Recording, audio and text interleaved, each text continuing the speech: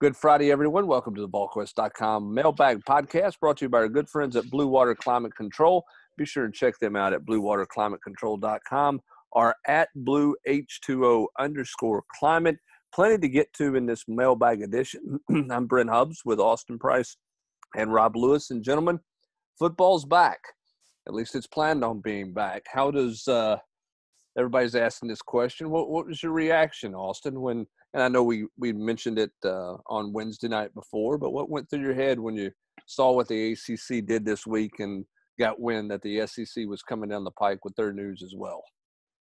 Well, I think it felt good for everybody, I think for all of us that, depend on sports, not just from a work standpoint, but just for daily enjoyment. I mean, whether even if it's watching Major League Baseball or the NBA back or the PGA Tour or NASCAR or whatever, as this has kind of slowly, gotten more and more and more, it's just been nice. It's been nice to have something different. It's been nice to have more normalcy in a world that still, is obviously battling some things. But on the whole, we are much more normal now than we were a month ago as far as, having what we're used to having. As far as sports. And so, you kind of got that feel that the last week or so that it's just a matter of time and dotting I's, crossing T's and, kind of getting this thing planned out. And now we know the plan. Now I'll be interested to see what they do with the scheduling. Is it as simple as adding your next two cross-division opponents, or what do they do there? And then is it just as simple as laying it out, or do they, kind of jumble up the schedule? And all of a sudden the schedule looks vastly different. They're playing Florida in November and Vanderbilt in early October. Who knows? Yeah, I think, Rob, the schedule has to be pretty vastly different. I don't think it's just a plug and play of two teams, because you got to put the open date in there as well, because the league has said there will be I did like that, by the way. There'll be a mid-season open date, in there at some point. But the other thing, too, I just think that, look, the athletic directors have to sign off on the schedule. Okay, how are you going to get 14 guys to agree to 2 extra games if you don't just come out and say, hey, you're going to play your next 2 Western Division opponents? It's the simplest, easiest way to do it. It's the way that nobody in that room, and as an athletic director, they may not like the 2 teams they play, but you can't say, well, I'm being treated unfairly because they're just the next 2 games on your schedule. Well, and let's face it, who does that hurt most? It hurts Florida. Tennessee will pick up LSU and Ole Miss going that route. They already added Arkansas, and of course they have their permanent in Alabama. Georgia has their permanent in Auburn. They pick up Alabama this year and then would add 2 weaklings in Arkansas and Mississippi State for 21 and 22. But Florida would have to play LSU, who's their permanent, would have to play Alabama and Texas A&M. There would be three biggies, or so to speak, for Florida, more so than Tennessee and Georgia, which would host 2. It's good. Yeah, I think your point's a good one, Brent, about how the schedule is almost certainly going to have to look different. When you talk about, everybody's open date was not the same spot. Everybody, some teams were playing a non-conference opponent this week, one week, and some teams were playing in-conference opponents. I think that it'll look a lot different. Yep, and it'll be interesting to see what the computer spitballs out for what that schedule is going to look like. But again, I just think it makes the most sense for it to be the 2 Western, your next 2 on the rotator to dive in there. But maybe the league does something different. I don't know. I think that's the easiest thing to get all the athletic directors to agree on it. Yeah. So we'll see. Here's my question to that, though. Does that mean that you still would go right back to where you normally would be and Ole Miss would come here next year? Or does it mean that Texas A&M would come here and it would bump the schedule up by 2 years? Not that it really matters, but I guess I'm intrigued to see how they do this. Do they kind of say, well, this is kind of an awkward year, you'll still have the same schedule you always were supposed to have going forward? Well, I think it bumps it up 2 years. Because you've got to stay on your home and away schedules, because you're going to have an even number of home conference games and an even number of away conference games. And so I think you would see you would see them just bump it up 2 years and continue on with that trend as opposed to jumping it up 1 year. Rob, you were going to say?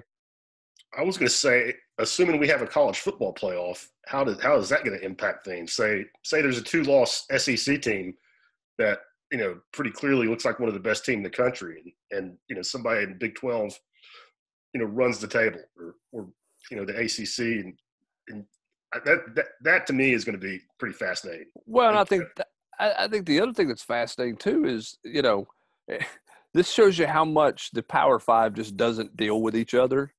That you've got one league already announcing that they're going to play 11 games, and the next league to announce says they're going to play 10. They're not even going to play the same number of games. I mean, you couldn't even, as a group of Power Five conferences, you couldn't even sit down and say, okay, we're going to play 10. Everybody's going to play 10. You got one saying, and the Big 12 may play 9.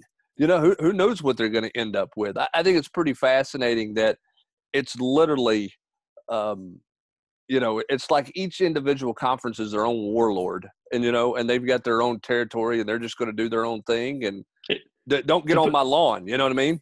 To put it in wrestling terms, wrestling. This is back to the old days where there were territories, and you had like Jim Crockett Promotions, and then you had Smoky Mountain Wrestling, and all these different areas. What the bloody crap are you talking about, AP? Is that back when? Trust me, there'll be some on the general's quarters that know what I'm talking about. Hey, and how about Notre Dame saving their bacon and that jumping into the ACC? I wonder how much financially they offered the ACC to be able to get in there and play all those. Well, they're splitting. They're throwing in their NBC money. Yeah, see, I didn't pay attention to all Here's that. an interesting theory that somebody threw at me that Swafford, the ACC commissioner, is on his way out. He's announced his exit date or whatever. The athletic director at Notre Dame may have interest in being the commissioner of the ACC. And he's brokering a deal. Of course, they had to save their schedule anyway and put a schedule together, which was going to be impossible as an independent. But I think a big stroke for the ACC to get Notre Dame in because it gives them certainly football credibility, which they desperately need in that league because basketball in that league is getting ready at some point in the coming years, rather sooner rather than later, is going to be undergoing a major facelift in that conference. When you talk about Jim Boeheim, you talk about Roy Williams, you talk about Mike Krzyzewski, the faces of the ACC, Rob, they're not going to be there a whole lot longer, one would not think. And so the ACC's got to have something more than Dabo Swinney. And so to get Notre Dame in there is a big stroke, a big deal for them financially. Do we think John Curry had anything to do with that? He was on a plane on the West Coast, and nobody knew where he was at the time that vote was taking place. All right, let's go to PTSD ball as we get things started here tonight. I'm going to give you the first props here because he's accusing me of skipping his question anyway. So we're not going to skip it tonight or this morning. Do you like the Vols' chances? How do you like the Vols' chances in Baton Rouge if it is LSU that's added? I don't like Tennessee's chances. I don't think that's a great matchup for Tennessee and Baton Rouge. I just think I think LSU is really good. I think they're good. I think from a team standpoint, this is a much tougher game than Oklahoma. So replacing the Sooners with LSU is that would be a hurt to Tennessee. But like I've said all along, I do think in this world that we live in now, where the stands will likely be either empty or 20% capacity, there's a much better chance for road teams to go into stadiums and win, which works against Tennessee when they play at Neyland. I mean, like, they're not going to have that home crowd advantage, So, I think it just makes it more. I guess better teams always going to rise in that instance, but it does allow, teams to go on the road and I think have a chance to pull a stunner if they can get off to a quick hot start because that wave of the momentum of the crowd's not going to be there. It's a good point on the crowd. I hadn't really thought about that way, but that is an interesting point. It does neutralize the playing field for the road team because it's going to be a very different. Yeah, I mean, like when you go to Auburn, place. If you play them at night, playing them at night now with 20% fans is a huge win. Whereas playing them during the day, I mean, they're kind of used to that 20% fans during the day. All right, let's go to Logan Bartlett, who's got a question. What players in recruiting should we know for the 22 class? Realize you've done some videos with some. Who are some that could propel us could propel them to the top 5? I don't know about all that, But Austin, give me Virginia's got what 2 or 3 big time players up there, offensive lineman, running back, and then in the state of Tennessee, it's a better year. And we'll start this Tennessee. That's where this class is going to be a largely Gunnar made Givens up from. Gunnar Givens in the state of Virginia is a big one. The biggest one of them all is the kid that just transferred back to St. Benedict, Walter Nolan, who was from an Olive Branch, went to IMG, has come back and is now playing for Marlin Walls. And I think there's a couple other former Vols that are on the staff there at St. Benedict. In state, though, you've got Isaiah Horton, Dallin Hayden, Ty Simpson, Barian Brown, Jordan James. I mean, there's a plethora of names in that 22 class. Then you go out of state into North Carolina. You've got Travis Shaw, obviously, down in the state of Georgia. Tennessee's after some big timers. Bennett Christian's a kid that I think, will make a decision in the very near future for one school, whether it's Tennessee or not. Looking like, he's down to 3. I think he does something probably, sometime early fall, if not before then. So, and obviously he has tons of ties to Tennessee with his yeah, he did. His mom cheered here. His dad played here. His granddad did play at Penn State, which wasn't one of the 3 finalists. But, those are kind of the 2022s that just off the top of my head. All right, let's go to Volunteered 87. Any guesses on what happens to the game in Norman, assuming it's the 10 conference schedule as it is? I'm assuming reschedule, but it doesn't seem like you'd play BYU and them or Pitt and them in the same year.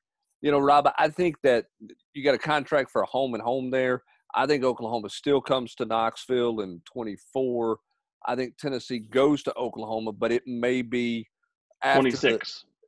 It may be 25. 26, 27, somewhere out there when you get by some of those as you start to build out that, the season. Because Oklahoma's got Power 5 games already scheduled in there for 25 and 26 too. So that may be a little bit later. Yeah, I think you'll – it's not just Tennessee and Oklahoma. This has happened all across college football. So, I think ADs are going to be open to working with each other and salvaging, these series, figuring out, how to do it. Does that mean maybe one year your out-of-conference schedule is a little bit, heavier than you might want it to be? Perhaps. But, these are unprecedented times. And I think they'll preserve that series. But, yeah, it could be a while. Tennessee got the return trip to BYU. They got the Pittsburgh home and home. After Nebraska, or after the return, or it will be the first trip to Norman because it won't be a return. But after that, you've got Nebraska coming up on the schedule. I think in 26 and 27 or 27 and 28. Gosh, let's not even talk in those terms. That's just depressing thinking about that far down the road. When you get to a certain point in life, you start looking ahead 3 or 4 years. And you know what? And it may be that the contract gets tore up and they don't play the Oklahoma series. It's not a given, but I don't think it's going to be a situation where Tennessee necessarily plays Oklahoma back-to-back years or in short order here, but because of what they've got scheduled and what Oklahoma may have scheduled. Part 2 of his question, what's a GA's role in recruiting? Are they building relationships with high schools or contacting players directly? Seems like a GA would have a hard time convincing someone to come play for them. GAs are working the phones. They're working the direct messages. They visit with the kids when they come on campus. They cannot go on the road, obviously, but we've seen the effectiveness of graduate assistants in recruiting for many years. You go back to Sean Quinn, Rob, when he was working the West Coast and got Jabril Wilson and Kevin Simon and was involved in all those kids on the West Coast out there at one point. Albert Tawina, he was involved in that along with Greg Atkins. So, Jesse Mahalona. Yeah, you've seen the effectiveness there. And Austin, we're seeing some of the GAs. Joe Ossavet was a GA who couldn't go on the road, but the work and the foundation he's laid the last couple of years helped Tennessee in recruiting the last couple of years, but it's really served him well to get off the ground fast here as a full-time assistant, don't you think? Well, I think that the impact that you can make, I go back, Terry Fair, before he became an on-the-field coach at Colorado State, was a GA here, and he had an impact on, some corners as far as getting them to campus. Now, Tennessee ended up not, landing them, one of which being the kid that ended up at USC and now plays for the Titans. I can't think of his name off the top of my head. Adoree Jackson. Adoree Jackson, there you go, perfect. Walt Wells had a similar impact his year as a GA before he went on the field as O-line coach.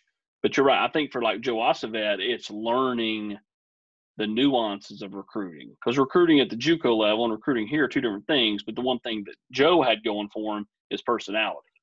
I mean, big personality, loves to cut up, loves to joke, loves people. So I think anytime you have that type of a kind of a personality as a GA, it gives you kind of a foot in the door when it comes to dealing with the recruits, because kids love people that, kind of, not harass them, but like at the same time, they're more, bubbly and kind of get after it as far as just, checking in on a kid, asking them how they're doing, what their day's been like, those type of things. And that's where GAs, especially Coach Ostafet, before he became an on-the-field coach, had done a nice job. All right, let's go to JPL Vols. Are there any commits considering enrolling earlier than they had originally planned due to COVID causing high school seasons to be canceled? Saw a story on the main page about it with some recruits around the country choosing to do this. If not, do you know which commits plan to be early enrollees as of now?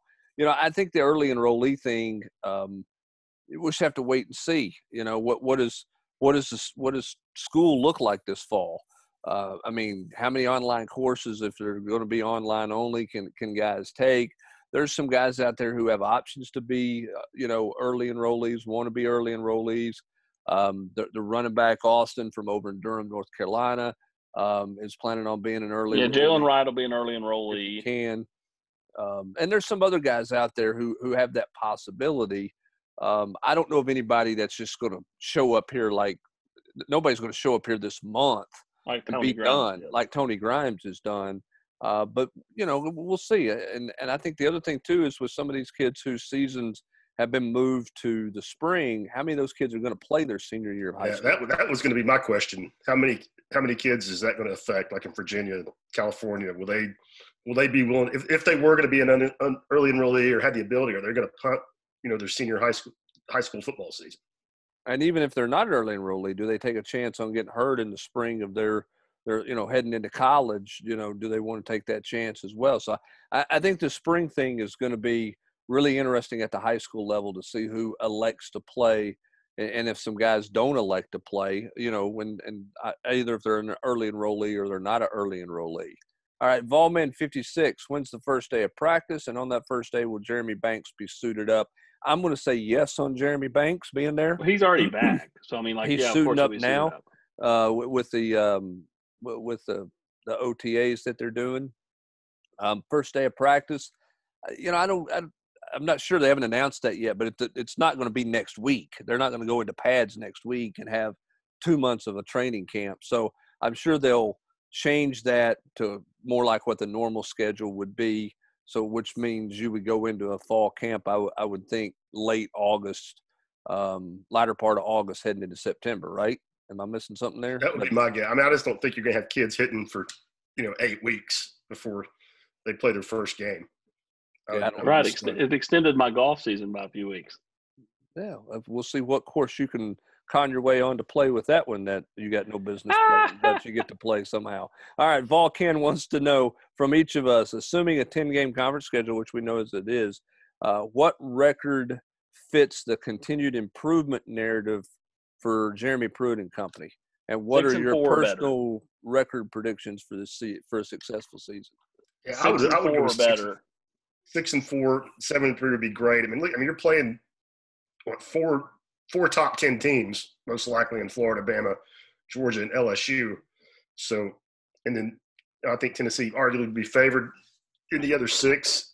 I told somebody the other day, or a couple of days ago, Rob, that I thought, based off the 10-game model, 6 wins is very much a benchmark that Tennessee needs to try to get to, because that means you have beaten the teams that you finally got over the hump on last year again. Yeah, South Carolina, Missouri, Vanderbilt. And that means you've won Arkansas, and you've won Ole Miss, and you've won Kentucky. And then if you win anything else, then that's gravy. I agree. And then I mean, there's no shame in losing those 4 games to 4 programs that were clearly established by the time Jeremy got here. Next year, he'll have 4 full recruiting classes. This will truly be his roster that he built, And then I think you start looking to go toe-to-toe with those guys and at least win a couple, or at least win one. And I think, and of course, Jeremy Pruitt's not on the hot seat at all, but I think because of this schedule, because of where everybody's at financially, I think a lot of coaches get a mulligan this year. Okay, Agreed. I mean, Will Muschamp's buyout's what, $13 million? Yeah, They're not firing him. I think they now. get a mulligan as long as the team don't quit on them. Well, yeah, I mean, if they go 1-9 or something like that, different deal. Even but if you're Muschamp though, you can't go 3-7.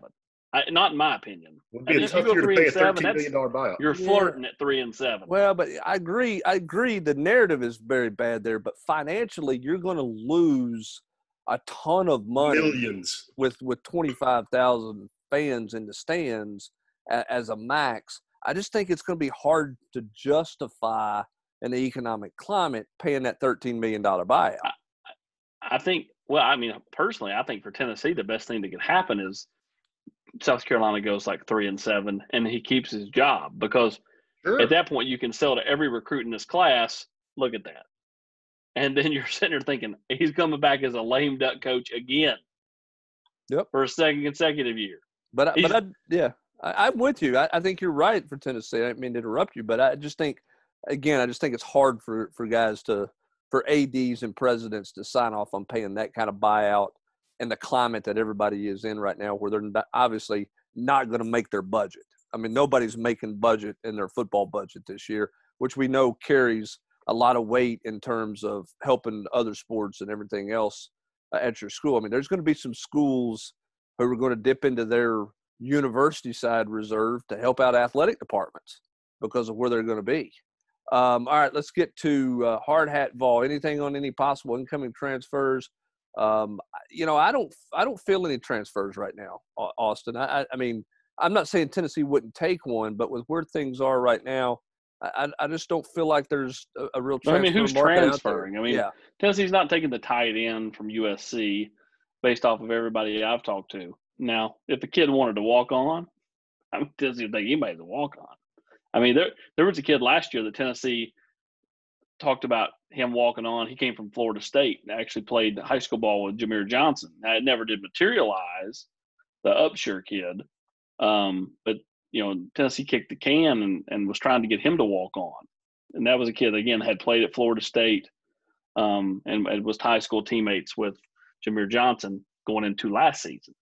But that never materialized. So, again, I mean, would Tennessee take somebody as a walk-on? Sure. Yeah, they would absolutely as a walk-on. All right, let's get to a couple of other quick recruiting questions here as we bounce around a little bit. Bassmaster Vol wants to know, do you think Tennessee can keep Rock Taylor away from Auburn? Does Tennessee have a legitimate shot at Adarius Mims? And where does Tennessee stand for the Reverend Zachary? Let's start with the last. I think they're in a really good spot for Christian Zachary. Really good. Elsewhere, I think they can hold Rock Taylor away from Auburn. Tennessee's done a really good job there making Rock Taylor feel important ever since they took him, because they knew at some point these other schools will come calling and things may get dicey. So they've continued to recruit him as if he wasn't committed. Darius Mims, I still think Georgia or Alabama. But him not doing anything until October 14th gives you a little bit of time. Who knows, you go out there and win a game or two early, maybe win a game you're not supposed to win early, show some movement. I think guys like Mims and Munden want to see Tennessee win football games. And just for everybody listening, we're doing this on a Zoom call, and Austin really emphasized the Christian Zachary point with some emphatic hand movements. With some hand gestures about how good of a shape the Vols are in. All right, speaking of stunned with something, let's go to P. Fortenberry's question tonight. P. Fortenberry has dropped a message and dropped a question in the mailbag. Wants to know your favorite coach getting mad at you story. Stunned about the run game, right, Paul? That was a fun one for you, wasn't it, bud? They're in the post game in Athens, Georgia. All right, I'm going to rattle off three, but I'm not going to go in great details about it. Philip Fulmer threw me out of bowl practice for a week and suspended me from bowl practice for a week. That was a lot of fun. I really enjoyed that one. That was as I was leaving the radio station getting ready to start Volquest. Kevin O'Neill treated me worse than pond scum. over the fact that I called Vegas Davis in a hotel room in Knoxville while I was on official visit because Vegas didn't have a telephone, and his the reservation that he lived on out in Arizona when Tennessee was recruiting him, he threatened to have me fired and everything else. I've never been cussed in my life the way that Kevin O'Neill cussed me on the phone after that one. So that one jumps out there. Dooley didn't really get mad, but that was an awkward vol calls when I did vol calls after we wrote Sunday afternoon prior to that vol calls that he was not going to be back as Tennessee's head coach.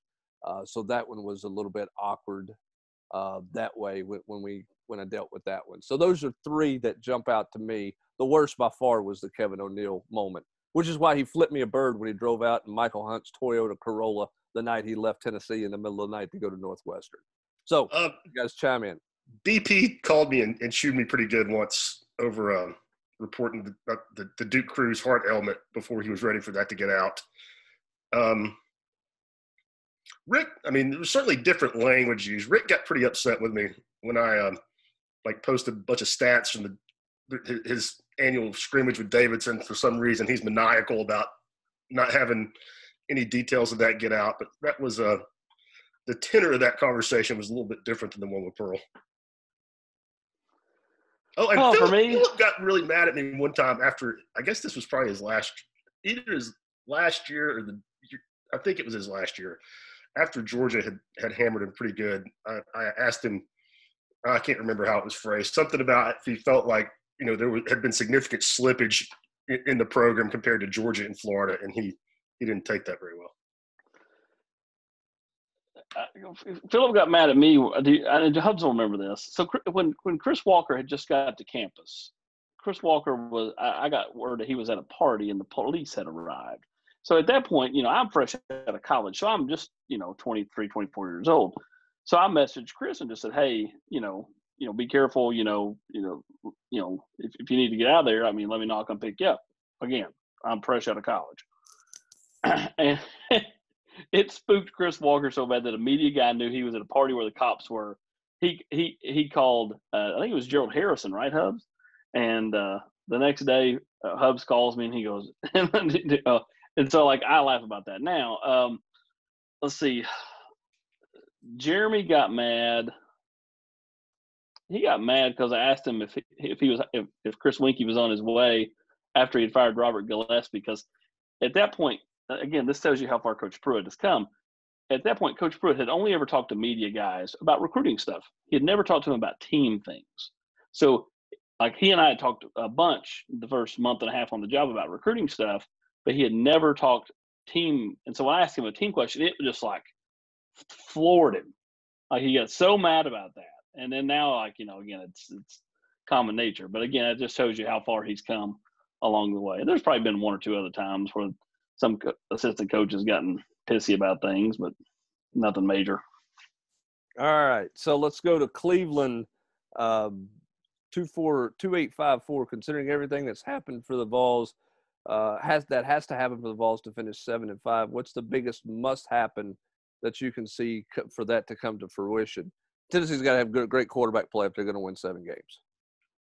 Rob, they've got to have good quarterback play. There are other things, but that's the biggest thing to me. No question. I mean, if they're going to beat, right now, maybe not Florida so much, but beating Georgia, Alabama, or LSU, those would be significant upsets.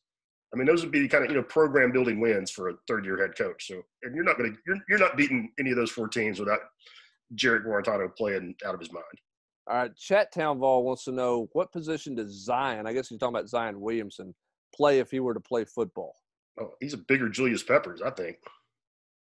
If he could stay healthy, he's coming off the edge, playing defensive end? That's what I think. Versus tight end?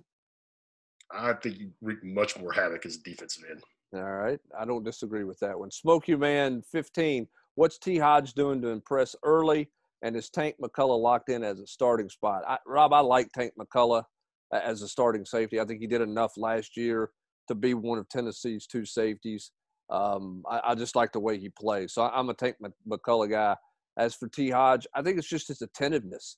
I think it's the maturity he's shown since he's been here. That's not a knock on other guys, but I think his maturity level and attentiveness to everything has been something that's got everybody's attention. Now, the proof will come when they put on pads, but I think his mentality has pleased everyone to this point.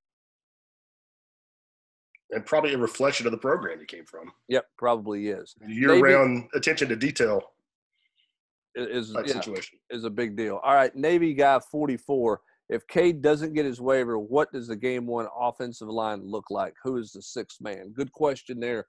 Look, you got Brandon Kennedy, you got Trey Smith, you got the two tackles and Darnell Wright and Wanye Morris. Who's that fifth guy if it's not Cade? I mean, is it Jerome Parvin? Do they move K-Ron back inside from tackle?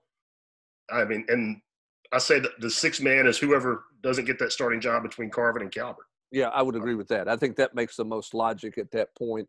I don't think they slide Darnell Wright into guard, but that might be something they look at between him and K-Ron Calvert if there's a better fit there to getting your best five on the field. And finally here we'll get to this last question.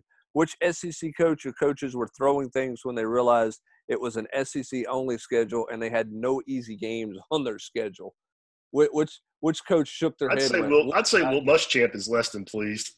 Even though we covered that earlier, we think he gets a mulligan this year. But if he could have somehow cobbled together a 6, 7, 8 win season, I think that would have helped him tremendously. And now, if they have a winning record, I think it's a shocker. And I don't even know what their 10-game schedule looks like. Well, I think Dan Mullen probably wasn't elated because he probably thought that his team had a shot, and they still do, but they would have to do. I mean, look, even Florida trading Texas A&M for Florida State, or trading Florida State to Texas A&M, that's not a good trade with Florida State having a new, even though that's a name deal. So I would say Florida's not enamored with the 10-game schedule they're going to get right now. For Sam Pittman and Drinkowitz, I mean, it's going to be harder for those guys to get their first win at some point, but they're probably safe and pretty steady with all that. The happiest guy was Nick Saban because he's been wanting to play conference-only games for what, Rob, 4 or 5 years now? He talks about it a lot. So that's a big deal for him. So, we'll see what this schedule looks like. There'll be a lot of coaches not happy, don't you think, when the schedule comes out? Because there's just totally. Everybody's going to play a gauntlet of games, and so somebody's going to be talking about how their gauntlet's unfair compared to somebody else's gauntlet, even though everybody's playing, 10 out of 11 weeks in conference-only play, which will be something like we've never seen before. So I think it's going to be fascinating to watch, and we just hope that we certainly get to that point in September as we've got a plan to play football here in the coming weeks. All right, that's going to do it for this edition of the Mailbag Podcast. I want to remind you about our good friends at Bluewater Climate Control. One of the smartest things you can do to get your home ready for some high heat and humidity is to get Bluewater Climate Control's $79.99 trouble-free tune-up. This tune-up comes with 2 unheard-of guarantees.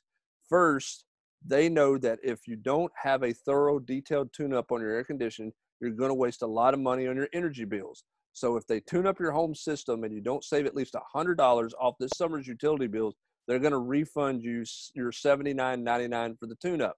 Secondly, since Blue Water's tune-up can also prevent many costly repairs, if your air conditioner breaks down this summer after you've had the tune-up, the repair is discounted 20%. It's easier than ever to make an appointment. Go to BlueWaterClimateControl.com, select Book Online, choose the date and time slot that works best for you. You can also book repair appointments and AC replacement estimates. Or as always, just give them a call at 865-299-2290 for all your air conditioning needs. It's Blue Water Climate Control. Check them out on Twitter at BlueH2O_climate. For Austin Price and Rob Lewis, I'm Brent Hubbs. Thanks for joining us for this Mailbag Podcast, and have a great rest of your weekend, everybody.